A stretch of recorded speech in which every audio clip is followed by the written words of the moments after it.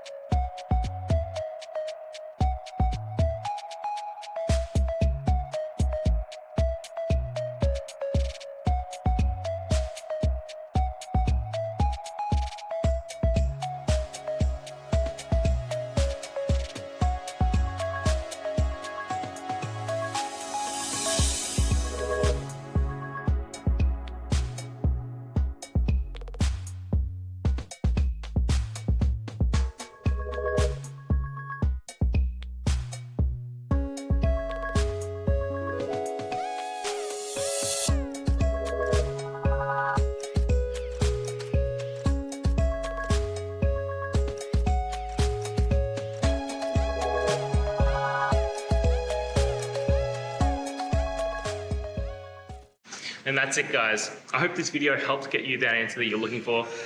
Now, I'll see you next time. Please subscribe for more question and answer videos. And if you have any more, please shoot them through in the comments. Have a good one.